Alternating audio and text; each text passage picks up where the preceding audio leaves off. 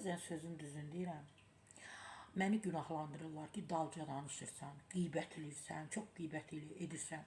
Ya da deyirlər adın de, adın de, adın de. Əzizlərim, adım dedim nə olacaq, demədim nə olacaq. Fərq var.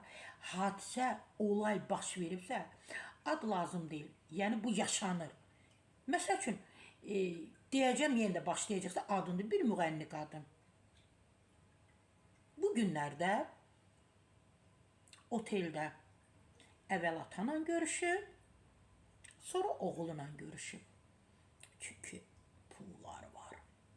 Pullardan sonra o müğənni qadın ev tikdirməlidir, yeni villa tikdirməlidir, yeni bağlar salmalıdır, pulları yığmalıdır, balonlara, boğçalara, yığa gedirlər. Amma ar, namus, qeyrət, qürur deyilən şey bunlarda yoxdur. Yoxdur. Demək, atanla da görüşür, ananla da görüşür. Bu günlərdə oteldə vaxt təyin edib. Atana, oğulla. İkisiyle də görüşüb. Bir gün ərzində ikisiyle də aşkı yaşayıb.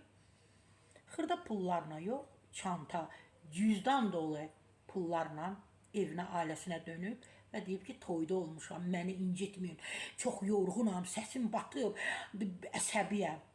Amma çanta pullarla doludur. Demək, o qürur var ha, qürur. Hamısı ayaqlar altındadır pula görə. Yığın bu pulları. Hansı günə yığırsınız? Yığın. Çoxları yığıb o pullardan. Sonları nə olub?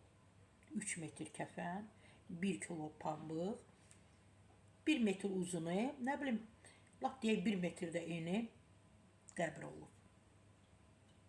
Sarı Səfra Bahadırdan bu qədər.